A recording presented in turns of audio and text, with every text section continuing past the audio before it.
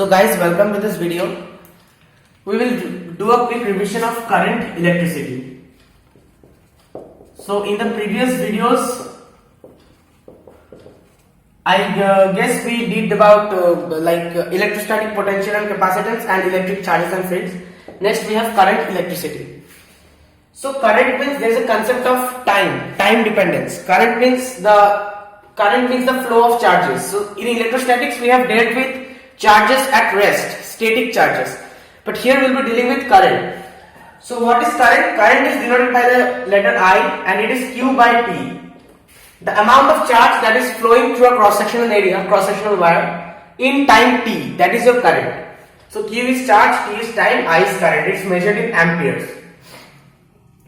So more appropriately we can write I as a function of time is limit as del T approaches 0, del Q by del T or dq dt, whatever.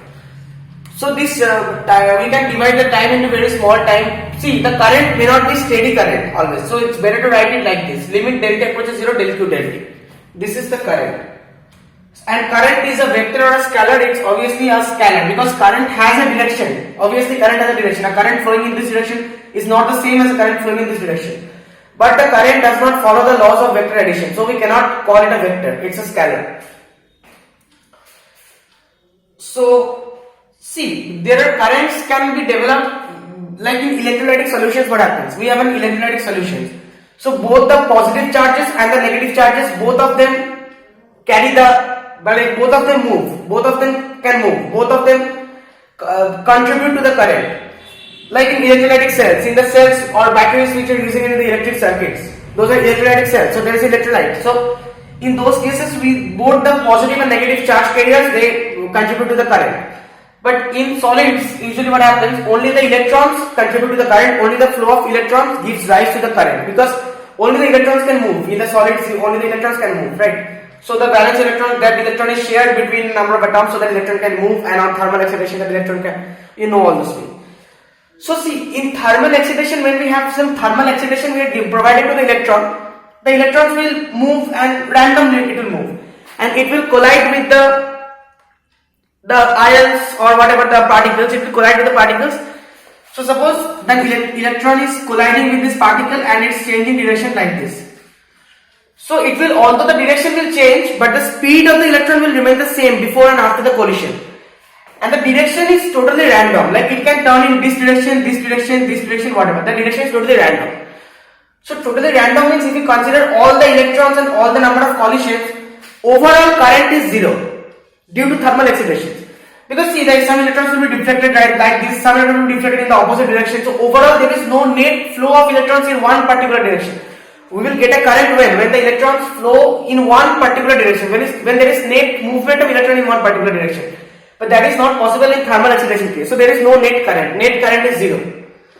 Next is when we apply an electric field. So on the application of an electric field, we all know what electric field is from the previous videos. So on the application of an electric field, the electrons will, like obviously all the electrons will not move in the same direction, there will be collisions and everything, but there will be a net current, there will be a net drift velocity. So if electric field is applied current for a short time and if steady electric field is applied, like if a steady electric field the potential difference is maintained, then we will get a continuous current. So for electrons to flow we need free or nearly free electrons, we need a potential difference and we need an electric field. And yeah, conventionally the flow of current is in the direction opposite to the flow of electrons. So electrons are flowing suppose in this direction and the flow of current will be in the opposite direction. Now this is a convention, we all know this, like the higher potential, lower potential, positive charge, we know this thing, that is a convention. Now next is Ohm's law. So we all know what Ohm's law is.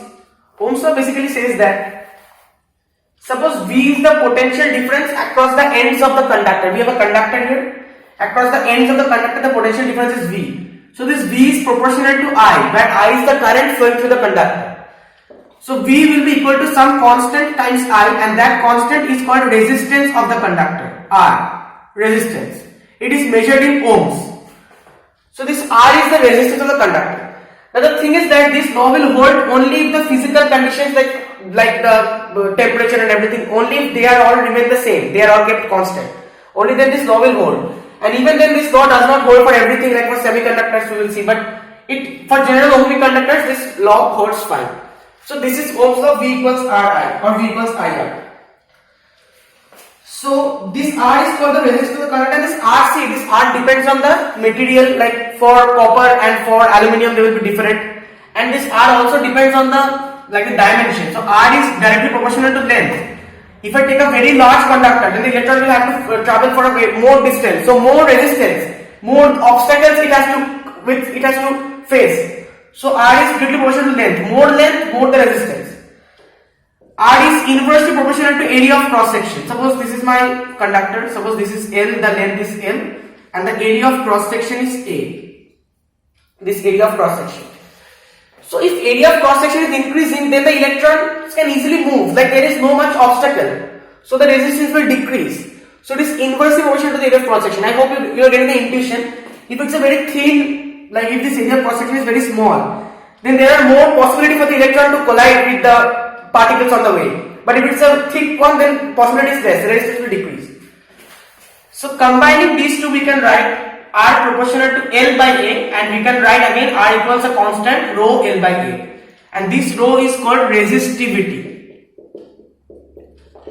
This resistivity, it is temperature dependent, and this is called the resistivity, and 1 by rho is called sigma, and this is the conductivity.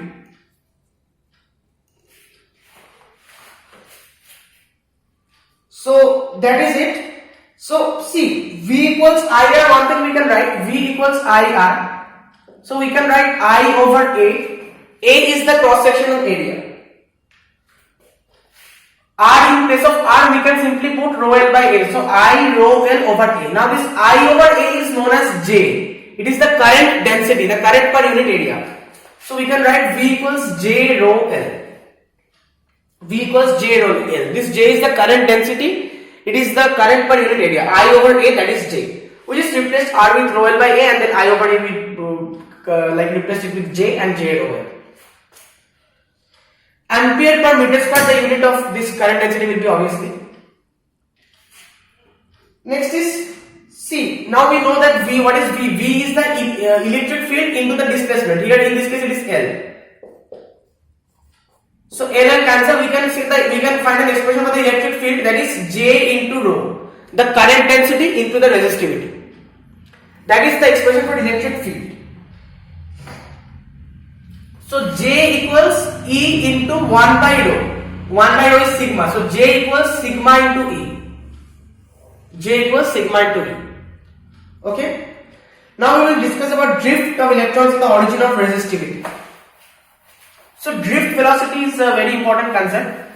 So see, basically, as we already discussed, when there are no external electric field, like in normal thermal conditions, like at room temperature, in normal condition.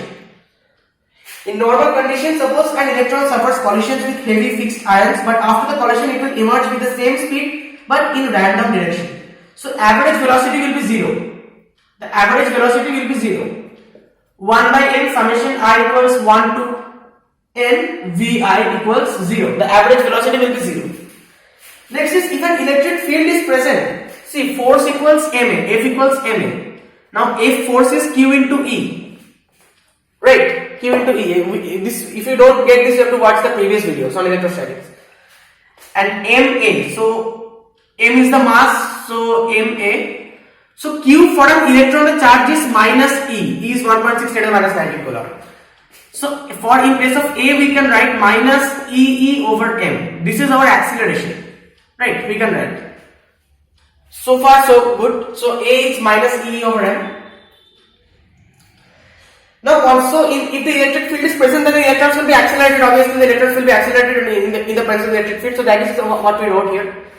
Now consider the electron at time t. Last collision sometime before t. Let Ti be the time elapsed after its last collision. So one thing we know, V equals U plus AT. Final velocity equals initial velocity plus acceleration into time. A basic law of motion. So from here we can write Vi, capital Vi. What is capital Vi? Capital Vi is the average, not the average. capital Vi is the velocity at time t. That is small vi. Small vi is the velocity immediately after the last collision. The velocity immediately after the last collision. Plus A is minus EE over m Ti. What is Ti? Ti is the time elapsed after its last collision. So this is just the velocity just after the last collision, and Ti is the time elapsed after the last collision. So everything is fitting into place. So we can write like this. Now this Vi is the velocity immediately after the last collision. So if we take the average of this will be 0. We already saw here. This will be 0. Because acceleration is only this part. This is not accelerated. This will be 0. Okay. And this will be, if you take the average velocity, we will get minus EE over m into tau. So minus EE over m into tau. So tau is the average time between successive collisions. This tau is the average time between successive collisions. So basically what we did, this small vi was the velocity immediately after the last collision, and this capital Vi is the velocity at time t in general. And so some time before t, let Ti is the time elapsed after the last collision. So from here we are getting this equation. So Vd, this average velocity is called the drift velocity Vd. So Vd equals minus E capital E over m tau. This is the expression for drift velocity. So the thing is that say the electrons are moving with an average velocity independent of time. This equation is nowhere you can find a time term. So although the electrons are accelerated, they move with an average velocity, average drift velocity, independent of time. Very, very important point. Okay.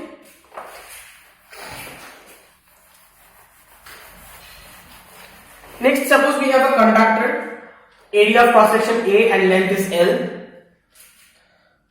So volume will be A into L, area into length, volume we all know it. Next is suppose there are n free electrons per unit volume. N free electrons per unit volume.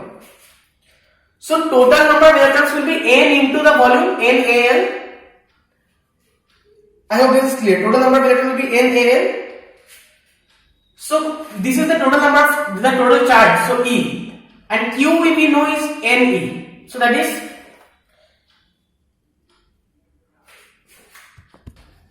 here the total number of charges is NaL. So NaLe. Because we are considering n is the electrons per unit volume. N is not the total number of electrons.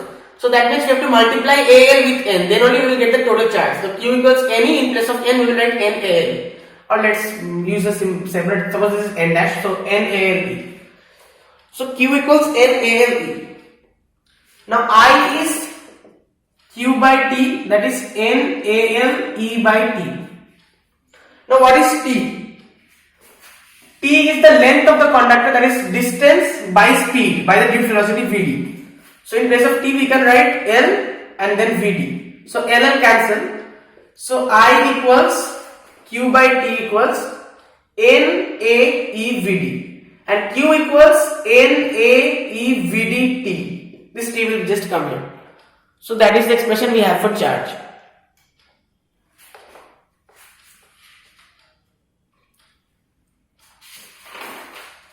Next is mobility.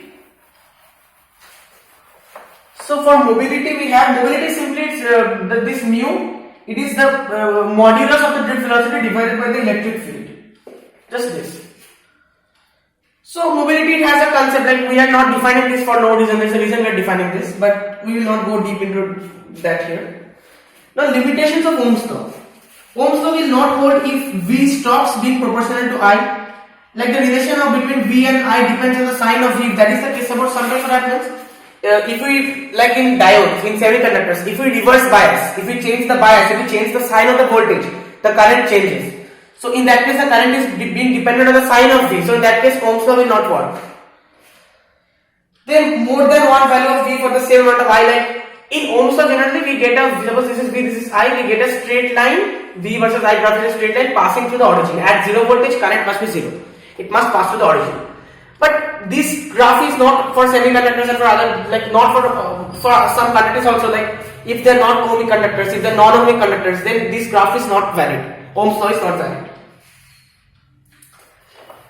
Next is temperature dependence on resistivity.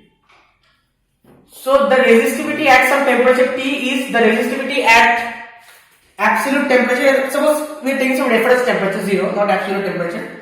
So some reference temperature T is T naught. So this is rho naught into 1 plus alpha T minus T naught. This T is the temperature at which you are finding the resistivity, and this T naught is the reference temperature. So this is the general formula. So this alpha, this is positive for metals, for conductors. This is the coefficient of resistivity, temperature coefficient of resistivity. So alpha is, you can just write this expression, R2 minus R1 over R1 T2 minus T1. Suppose temperatures are T1 to T2 and the resistances are R1 to R2, so you can just use this formula to find it out. Okay. Yeah, next is power. So power is P equals IV, simply IV. See, the heat that is lost, that is I square RT. And if you divide the heat means what? Basically energy. So energy by time is power. So if you divide it with T, you will get I square R. Now IR is V. So I square R can be written as IR into one more I. So that is V into I. We can write IV, P equals IV. Or we can also write I square R, or we can also write something else, like maybe V equals IR. So I square R, or I is V by R. So V square by R also we can write. Now see the power, this is the ohmic loss, it's called the ohmic loss or the power loss, the power loss, that is the power is lost in heat and light, whatever. So see, to minimize this power loss, the power is transported at high voltage, and there is a transformer which, like high voltage means we cannot use the electrical appliances at such a high voltage. So when it reaches our houses, we have to use a transformer. When it reaches the nearest transformer, whatever, we have to use a transformer to minimize the voltage, and then we can use it. Now is combination of resistors. So basically, if we have two resistors in series, R1 and R2. So if there is series, suppose some voltage and some current is flowing like this, I. So the current that will be flowing through R1 will be the same that will be flowing through R2, because resistors, see, understand this very nicely. Resistors will only create an obstacle, will slow down the current, but resistor cannot change the current. The number of electrons that are entering, the flow of electrons is current, right? Like electrons is actually flowing from in this direction, so the current is flowing in this direction. But whatever, the number of particles that are entering here must be the same as the number of particles that are leaving here, because the resistance cannot consume the particles. So the current will not change if the resistors are connected in series. If they are connected in parallel, suppose like this they are connected, one resistor here and one resistor here. In that case, you see the number of particles here should be the same as number of particles here. But at this point, the particles will divide. Some particles will go through here and some particles will go through here. The particles will divide because there are two paths, and two paths, so two resistance, and all the particles they will. Now how they will divide? If they are of equal resistance, suppose this is also 2 ohm and this is also 2 ohm, then they will divide equally, because there are two ways to go, both ways are equal symmetry, so let's divide equally. If this is 3 ohm and this is suppose 1 ohm, then through the 1 ohm resistance more current will go, because less resistance, easier path. To the 3 ohm resistance less current will go. How much more, how can less? We can use the formula and find it out, but I am just explaining you the concept. But in case of series, see, the current will never change. The current that is passing through R1 will be the same as the current that is passing through R2. But what will change? The voltage will change. Because see, voltage means the potential difference. So when the current has passed through R1, there will be a potential drop. So the voltage through R2 will not be the same as the voltage through R1. In case of parallel, suppose this is a parallel connection. Suppose this is a parallel connection. So here, see, this point and this point, the potential difference will be the same, because both are in this point. So across this and across this, the potential difference will be the same. But in case of series, the potential difference will change. They will be like this. Suppose this is potential V1, this is potential V2, and this is potential V. So we can write V equals V1 plus V2. V1 is a potential drop, then V2. So V equals V1 plus V2. So V equals I R, let R be the equivalent resistance which we are trying to find out. And V1 is I R1. Why am I writing I? Because as I already told you, the current will not change. So in all the cases we will write I. And this is the resistance is R1. For V2 the resistance is R2. So I R2. Now if you just cancel this I's, you will get R or R equivalent equals R1 plus R2. So for a series connection, no matter how many resistors are connected in series, just add up the resistances to give the equivalent resistance. So this we can write it as voltage here, one resistance R equivalent or R1 plus R2. So we can collapse this, we can write these two resistance into one equivalent resistance like this. This is for series connection. Next is for parallel connection. For parallel connection, you see, the voltage will remain the same. See, it is across these 2 points, the potential difference across this and across this must remain the same because it's not moving in series. The potential, there will be no potential drop. So in this case, the potential will remain the same, but the current will divide itself into 2 parts. Let us say this is R1, let us say this is R2. So this is voltage V, and this is current is flowing I. So current will divide into I1 and I2. Again, they will meet here and they will again form I. So I will go out like this. So in this case, the current is dividing. So the total current I will be equal to I1 plus I2, right?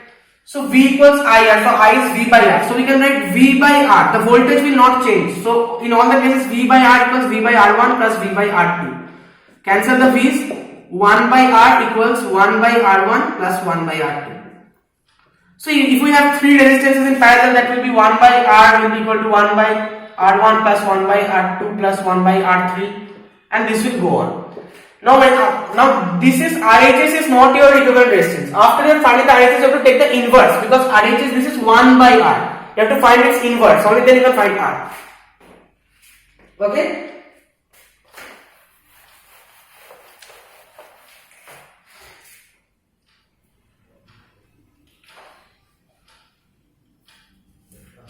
Suppose this question, resistance is 10 ohms, length is 10 meter.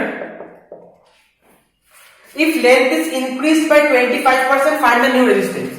Length increased by 25%, find a new resistance. So in such questions, one thing is that the volume will always remain constant. You cannot change the volume. So volume is the area into length. Suppose this is the first initial area and initial length will be equal to the final area A dash into final length L dash. So L is 10. So 10A will be equal to A dash into L is increased 25%. So 25. So this will be basically 5 by 4 L dash. Sorry, 5 by 4 L. Right.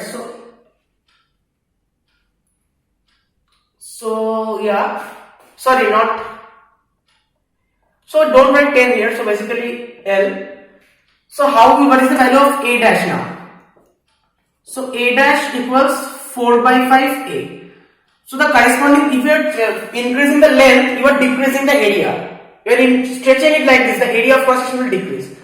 So the area will become 4 by 5A. I hope this part is clear. Now the new resistance will be, R new will be rho L by A. Rho L has become 5 by 4L. 5 by 4L, rho L by A has become 4 by 5A. So rho L by A is the original resistance and this you can just find it out. So that much time it will have increased.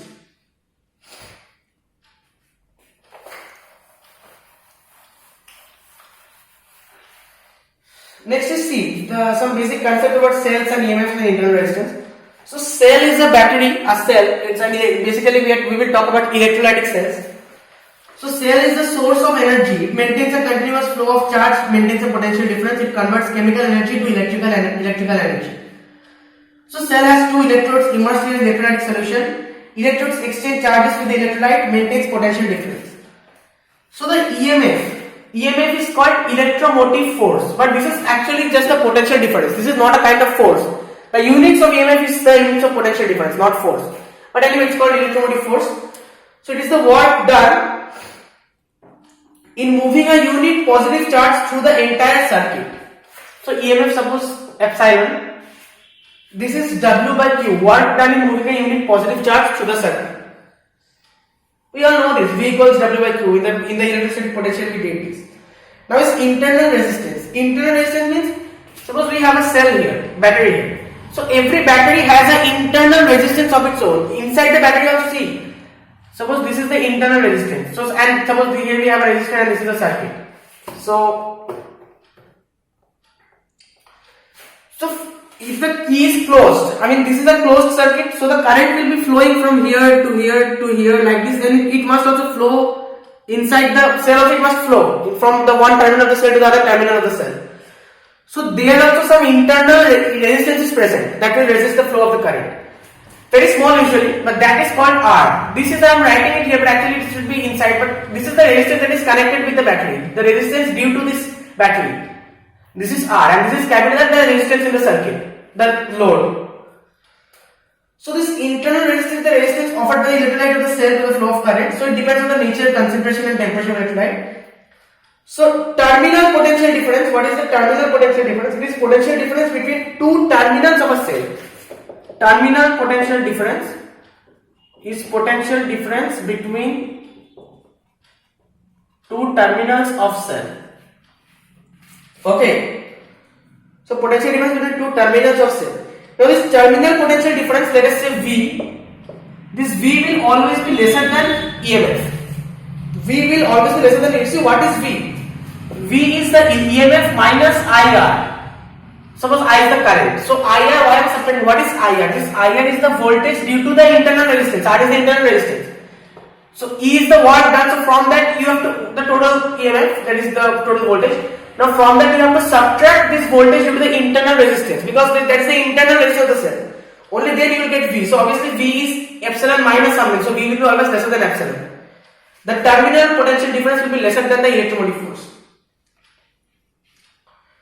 So see, current we can write in this case. So these two resistors are in series, right? These two resistors are in series. So I equals V by R. So V over R, capital R plus small r, we can write. Sorry, suppose this is E. So V is the potential difference between the terminal of the cell, but the EMF is this E. This is E. So E over R plus R. That is your R. So what is the value of R? So I equals, so we can write, now this is equal to IR. So IR over R plus R.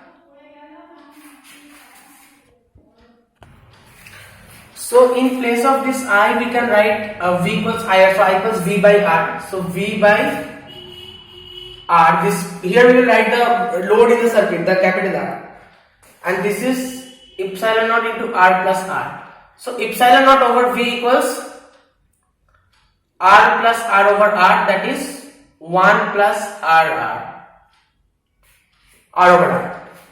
So this smaller we have to find out. So R over R is epsilon naught over V minus 1.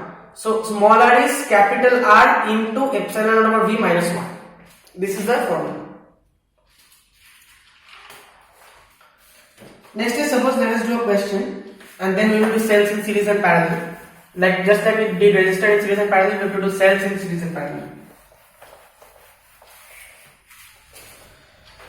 So this question is, suppose we have two 4 ohm resistors in parallel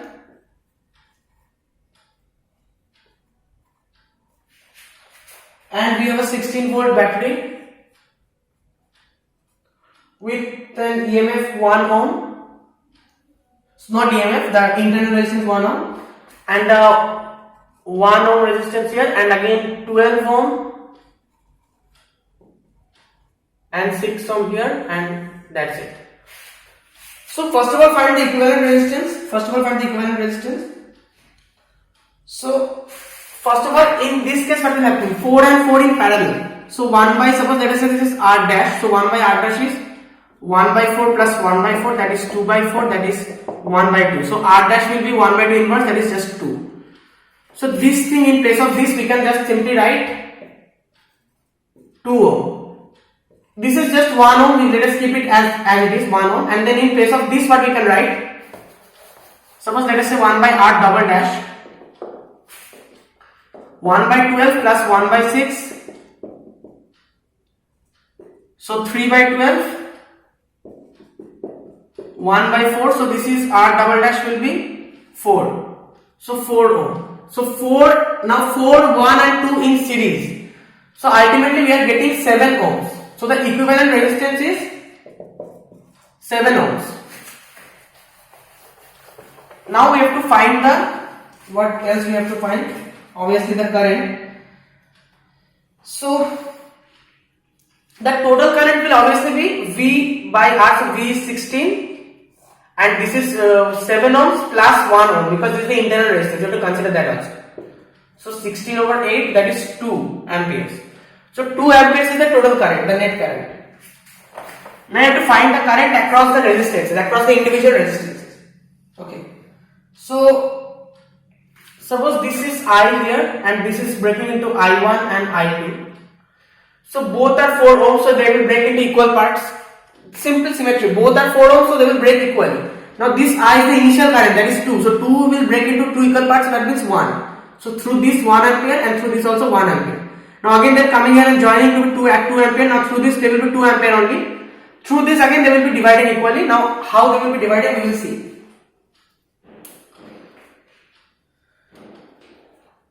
So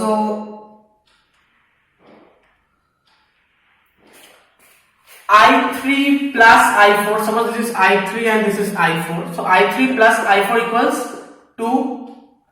The net current will be 2 ampere only, so that is 2 ampere. So that is 2. And what is the relation between I3 and I4? So I equals V by R. So I3 equals the V will remain same, right? V will remain same. So I3 will be V by 12 and I4 will be V by 6. So I3 by I4 will be 6 by 12, that is 1 by 2. So 2 I3 equals I4. So 2 I3 equals I4. So 3 I3 equals 2 we can write. So I3 equals 2 by 3. And similarly we can find I4. I4 equals 2 I3, that is 4 by 3. 2 by 3 and 4 by 3. Now voltage drop, if they ask you to calculate the voltage drop, it's pretty simple. So voltage drop across this will be voltage drop V equals IR. So I here the I flowing is 1 through this arm.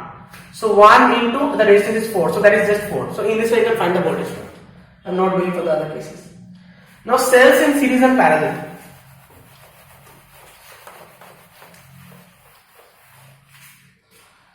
So cells in series and parallel, it's very important. So suppose we have two cells here like this, we have connected them in series. So this cell will have some internal resistance and then the next cell, this will also have some internal resistance. So what to do, suppose this is E1 and E1, this is R1 and R2 and this is E2, okay. So this can be written as just one cell and one internal resistance, an equivalent cell. So this is E equivalent into R equivalent. So we have to find out the values of E equivalent and R equivalent, right? So the voltage will be what? E minus IR.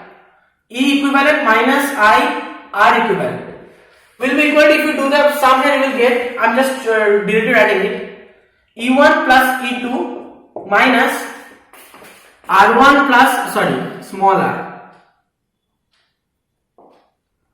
R1 plus R2 into I. So E equivalent is E1 plus E2 and R equivalent is R1 plus R2 for series. And note one thing here, we have connected the batteries like this. But if we connect them like this, like the negative terminals are touching one another, like this, then E equivalent just minus. In that case, the E equivalent will be E1 minus E2. R equivalent will be the same. R equivalent no change because the argument of the resistors are in series only, right? Next is for parallel. So for cells in parallel, what we have is that. So this is also derivation is there. You can just calculate the potential drop into the derivation, but it will take a lot of time. It's already 34 minutes. So I'm not doing the derivation, I'm just literally writing it. So E equivalent for parallel cells will be E1 R2 plus E2 R1 over R1 plus R2. E1 R2 plus E2 R1 over R1 plus R2. And R equivalent will be just like in parallel resistance 1 by R1 plus 1 by R2. 1 by R2 inverse because that this is 1 by R equivalent, right? Inverse. So you can write it as R1 R2 over R1 plus R2. And if it's negative terminal to negative terminal, then just replace E2 with minus E2. Negative sign before it. Now perhaps the most important part, that is Kirchhoff's rules, Kirchhoff's law. So Kirchhoff's law, suppose Kirchhoff's law, suppose first of all before Kirchhoff's law there is one question. This is actually a very common question, like it's a very interesting question. So this question we can solve in many ways, but I will show you a very simple way here, not Kirchhoff's law way, but you can solve it using Kirchhoff's law also, and I would recommend you to try it out after we cover Kirchhoff's law in the next few minutes. So the first of all the question goes like this. Suppose we have a cubic resistor, like we have a cube and through each edge of the cube we have a resistor. Through each edge of the cube we have a resistor.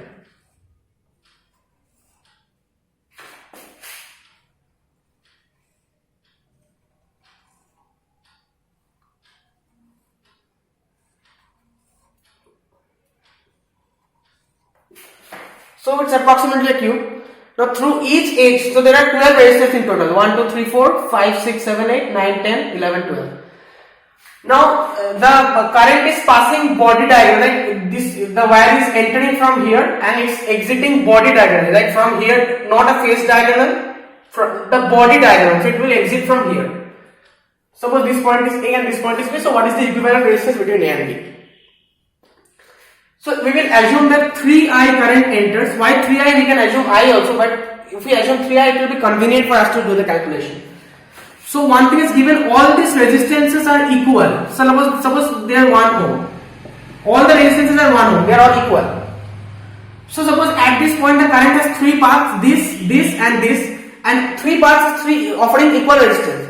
So the current will divide itself into 3 parts. So 3I will divide into 3 parts. That means I through this, I through this and I through this.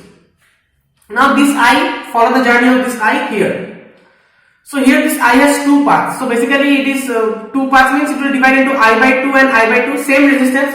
So I by 2 into I by 2, right? Next is this I will also divide into I by 2 into and I by 2, and this I will also divide into I by 2 and I by 2. I hope this is clear.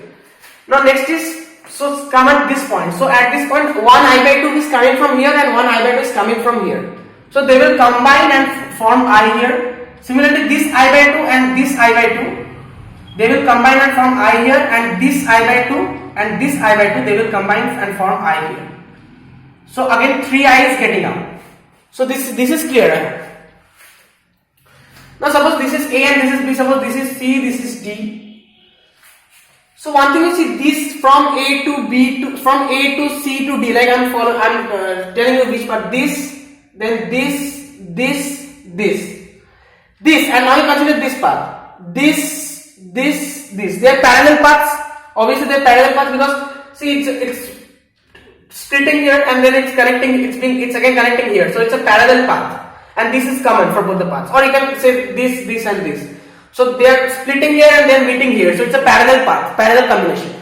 Now we know that in parallel combination the voltage remains the same. Suppose the equivalent resistance is R, the equivalent resistance of the entire thing which you want to find out, and the total voltage is VAB, the voltage from A to B.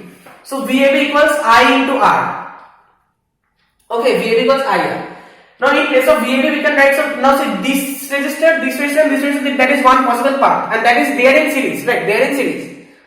Like this and this, they are in series, but this and this, they are parallel paths. So we can just write VAB equals VAC plus, like this voltage, then this voltage, then this voltage. We add this voltage, then we get this voltage from A to B. So VAB plus VCD plus VD, suppose this point is B only, no problem. So VDB. So this is equal to IR. So what is the voltage to this? I into R, so R is 1, so I plus this is I by 2 into 1, I by 2 plus this is again I. So that is IR. So I cancel. So 2 plus half equals R. So 5 by 2 equals R. Wait a second. So 2, this is I'm just taking the LCM. So 2 plus 1 plus, so okay, so this is 5 by 2. Actually this will be 3I because the total, we have taken the total current entering to be 3, so we can represent 3I. So 3I into R. So 5 by 2 and 3 will come here, so 5 by 6 will be R. So R is simply for a cubic resistance if all the resistors are equal, and if each edge of a cube has a resistor, then it is usually 5 by 6 into 1. So because here all the resistors are 1 ohm, if it is 2, then 5 by 6 into 2. If all the resistors are 3 ohm, but if there are different resistors given, then we cannot use this shortcut. Now what is Kirchhoff's law? Basically there are two laws in Kirchhoff's law, Kirchhoff's junction rule and loop rule. So junction rule says that at any junction point, the sum of the currents entering must be equal to the sum of the currents leaving. This supports the law of conservation of charge. So suppose we have I1 here, suppose this is the junction, I1 is entering, current is entering, I2 is also entering, I3 is leaving in this direction, I3, and I4 is again, let's say, entering. So we can write it in, see, the total amount of current that is entering at this junction is I1 plus I2 plus I4. And the total amount of current that is leaving is I3. So these two must be equal.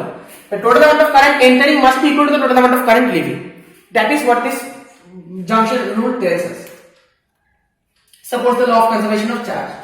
Next is loop rule.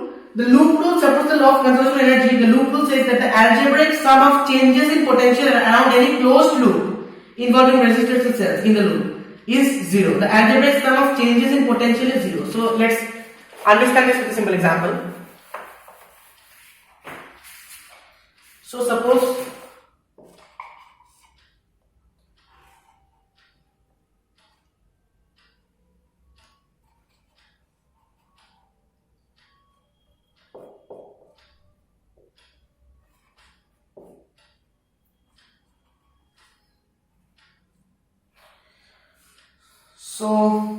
this is 80, this is 1, and this is 20. Here we have another resistor, this is 20, this is 45, this is 1, this is 40, and this is 30. So see, the current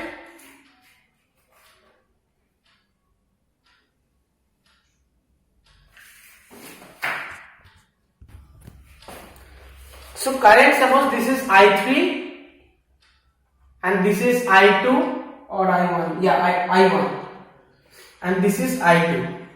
Okay,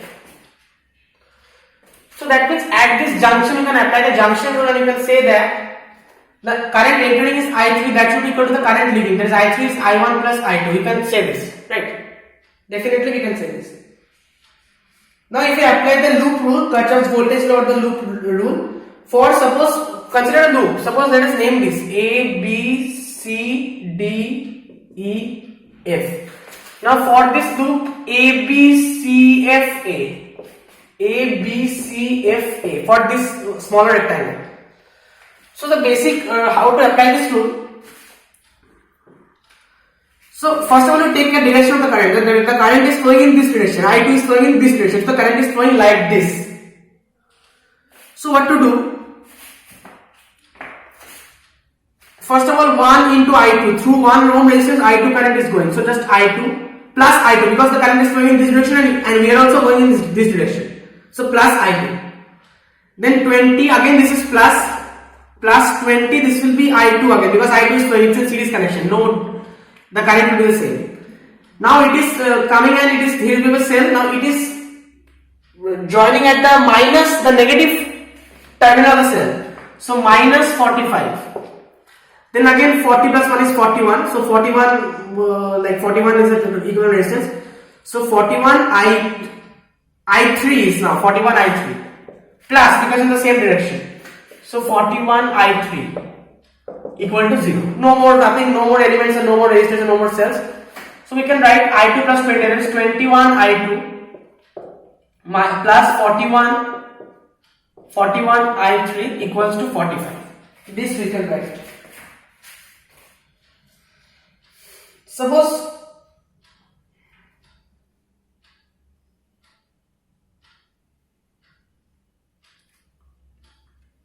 okay, this was 80, so we missed one thing.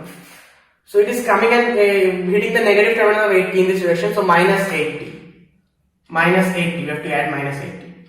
So anyway, I just showed you the process, so you can just find it out. So minus 80, I forgot minus 80. Sorry for that. So yeah. Next is, suppose let us find it for the loop. By the way, I hope this was visible.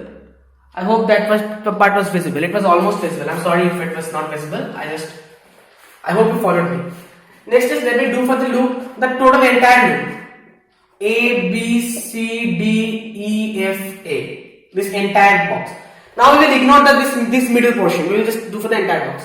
So suppose we are considering at this, current is going at this direction, like in this direction. So minus 80, it's negative terminal of 80, so minus 80. Plus 1 I2 plus 20 I2, so 21 I2, little reading, plus 21 I2. Now here the current is going in this direction, but we are moving in this direction. So minus 30 I1. Here the current is I1 and this is 30, so minus 30 I1. So that is all, right? So this will be equal to 0.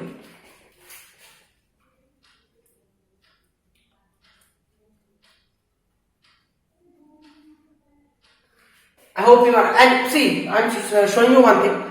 We considered in this direction and we got this. Now suppose if we consider in this direction, then it will be plus 30 I3. I1. It's moving in this direction to positive. But now come to this 21. So it is the I2 current is moving in the opposite direction. So minus 21 I2, and it's in this direction. So it is coming and hitting the positive terminal of the battery. So plus 8 equals 0. Now if you just multiply this entire thing with minus 1, you will get the same thing. Minus 30 plus 21 minus 8, you will get the same thing. So either way, they are equal to 0, right? So you get the same thing. So this is how to apply the Kirchhoff's voltage law. Now we will solve one question and move on to Wheatstone bridge and needle bridge and potentiometer. Then we will finish up with this chapter.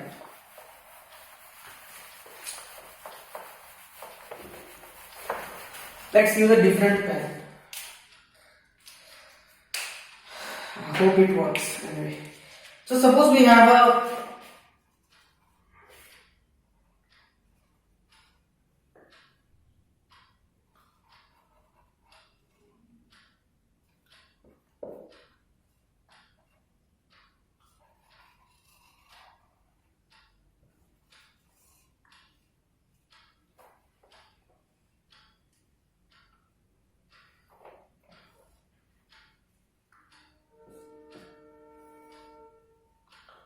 this is 5, this is 10, this is 1 ohm, this is 4 ohm, this is also 4 ohm, this is 2 ohm, and this is also 2 ohm.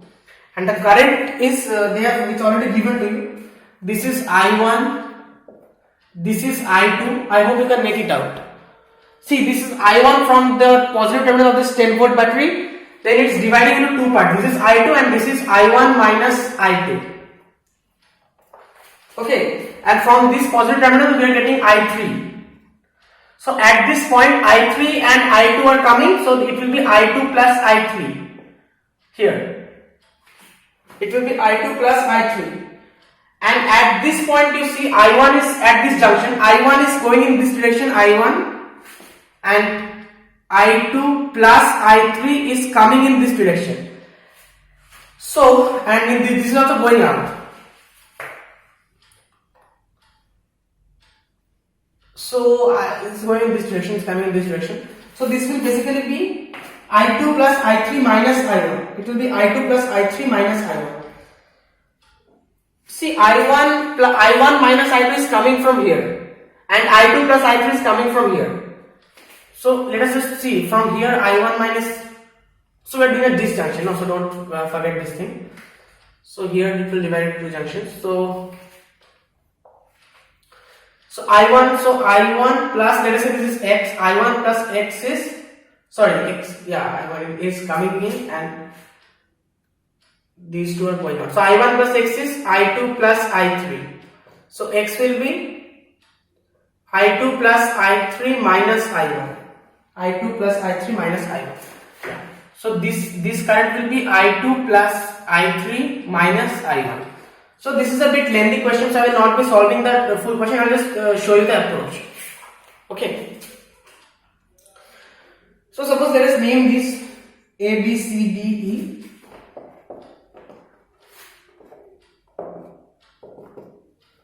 So in the loop, this loop is considered A, E, B, A. This loop. In the loop A, E, B, A. So in the loop A, E, take any direction. Suppose we are taking this direction. So around this direction, but the current is flowing, or let us say the current is flowing like this. So let's take this direction. So current is flowing like this. Very good. So I4 I2, then plus 2 I2 plus 2 I3, 2 into I2 plus I3. Then again it is coming like this. So 1 I1 flowing in the same direction, no problem. So plus I1 is equal to minus 10 is equal to 0, because it's hitting the negative terminal of this battery. So minus 10 equal to 0. So 4 plus 2 is 6 I2 plus I1 plus 6 I2 plus 2 I3 is equal to 10. This is one equation we have got, and we have three variables. So basically we need three equations, right? So now consider the loop A, E, B, A. E, B, A, the other loop. So this equation we got. I am not rubbing the equation, I am rubbing the other thing. So A, E, B, A. Now assume the current is flowing in this direction. So very good. 4 I1 minus 4 I2 plus, obviously because it's flowing in this direction, so we are taking positive 4 into I1 minus I2. So 4 I1 minus 4 I2.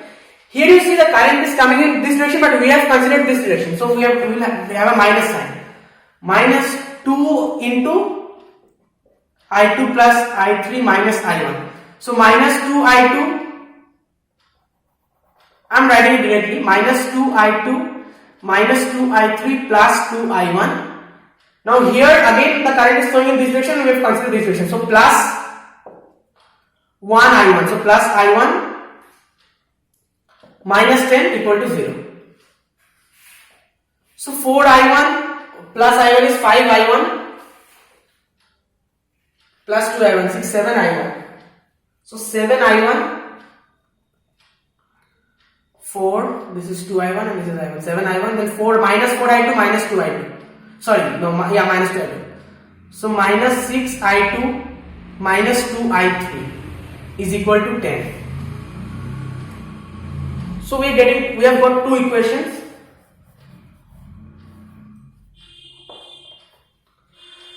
Next, let us consider this loop DBCD. This loop DBC. You can take any loop, by the way. Like you can take A, B, D, A, or A, B, C, D, A. Any loop you can take, but you should take it like which will be beneficial for you. You need three equations and three variables. So let us take DBCD. DBCD, you see. Let us consider the current is flowing in this direction. So 2I2 plus 2I3. Then again in this direction only. So plus 2I2 plus 2I3 minus 2I1. Then this is, so it is hitting the negative of 5. So minus 5 equal to 0. So that means 2I2 plus 2I2. So 4I2, 2I3, 2I3 plus 4I3 minus 2I1 equal to 5. So now you can just find it out, because we have three equations and three variables.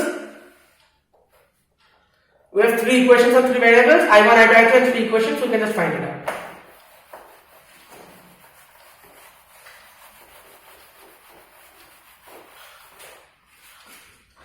Next is, what is a Wheatstone bridge?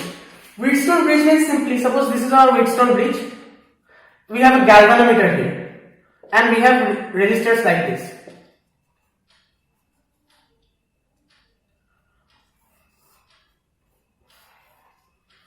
Okay, so this is R1, R2, R3, R4. Suppose this is R1, this is R2, this is R3, this is R4. Now, if R1 plus R3, this divided by this is equal to R2 over R4, this divided by this, then we get a balanced Wheatstone bridge. Balanced Wheatstone bridge means no current will pass through this middle arm. The galvanometer will show zero deflection. No current will pass through this middle arm.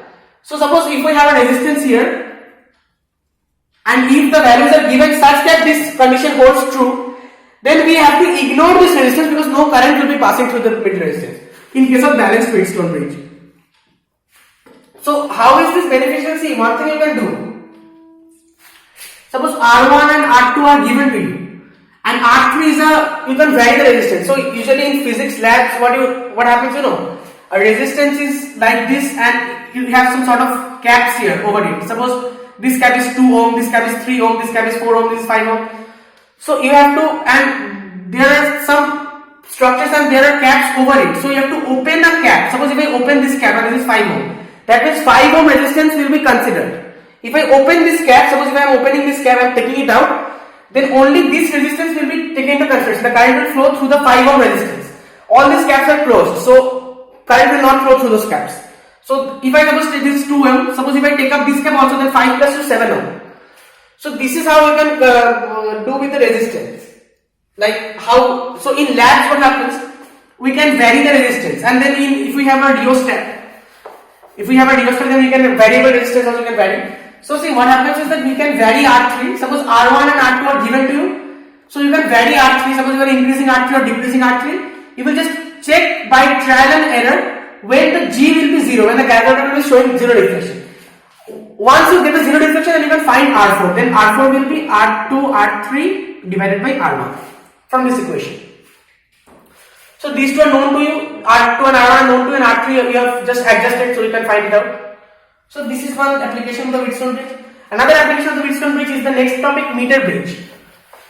So meter bridge is a very simple device. So basically you have like this, you have metal strips like this.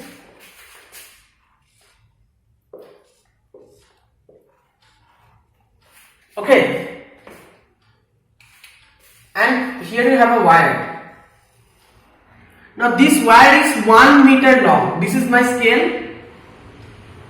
So that is why it's called a meter bridge. This is my scale, suppose. So this wire is 1 meter long.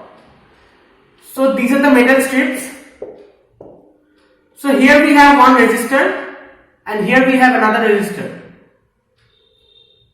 Suppose at this point.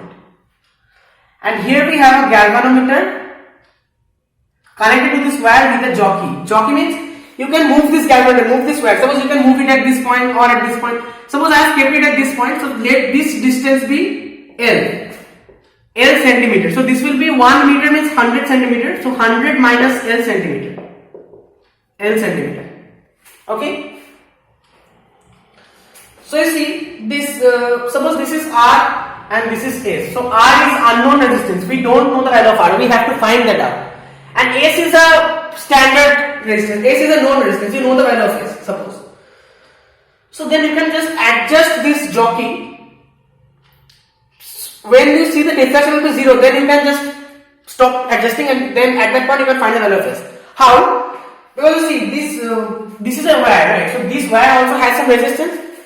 Suppose the resistance of the wire along which the scale is kept, I mean this wire. So suppose the resistance of the wire is per centimeter, that is suppose R dash, suppose.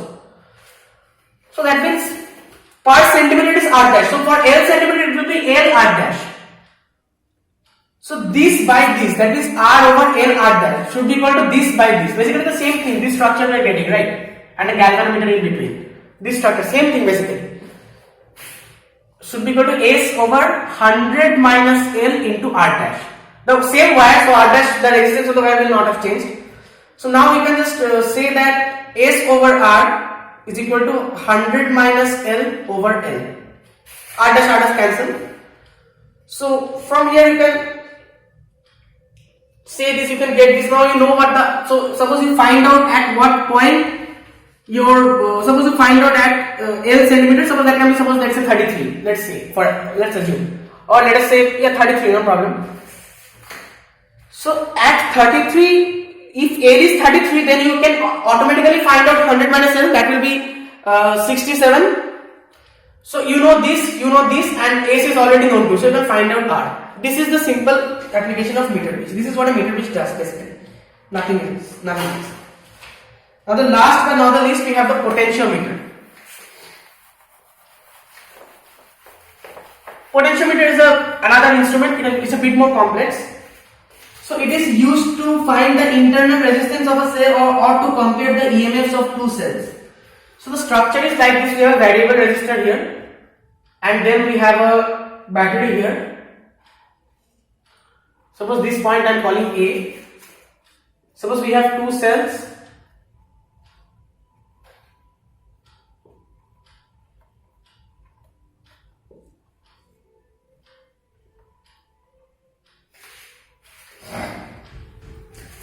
So this will be like this.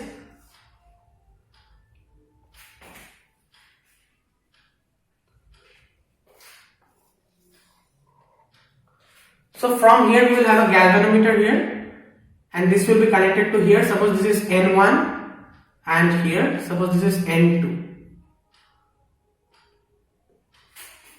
Okay.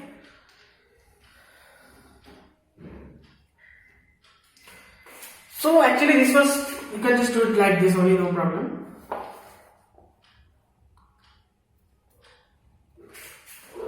So basically this is N1 and this is a piece of wire. This is the same piece of wire. Okay. So what is the theory? The theory is that the potential difference between A and any point at a distance L, suppose at a distance L from A. So that will be phi into L. Where phi is the potential drop per unit length. So potential drop per unit length into length. So in length cancel, you get the potential drop, which is your EMF, which is what you want to find out. So if you do some calculations, you will find that E1 by E2, if you are just comparing the EMF of two cells, this is E1 and this is E2. So E1 by E2 you will find out L1 by L2. Now what is L1, what is L2? L1 is basically for the first EMF, so that is the AN1, this much distance, AN1. And L2 is this total distance, AN2. So like this, you can compare the, you can find, you know this distance, you can compare the EMFs of them. And we can also measure the internal resistance of a cell. So basically internal cell means, suppose we have a key here, and in place of a resistor, we don't have in place of a EMF cell, we have a resistance box here, resistance box, and a key here. So in this case, what will happen? See, what with this key, suppose this is K2 and this key is K1. So with K2 open, I mean this key is open, so current will not pass through that. So with K2 open, E will be equal to phi into L1. And with K2 closed, V will be here, we are considering V, because this K2, this is the internal resistance we are comparing. So V will be equals to phi into L2. So E by V will be equals to L1 over L2. Now E by V is R, we know what E by E is, this is R plus R over R. So from here you can find R is this formula which will be useful in solving the problems. I am writing here. So the internal resistance is capital R into L1 over L2 minus 1. So I know that in today's video we did not do a lot of questions, but I just covered the concept. So maybe I will do a question video about current electricity, where we will solving only questions of current electricity. But that's all for this video. I don't have much time anymore today, and it's already over 1 hour. So you will also not like to watch so long videos. So that's it. Thank you very much.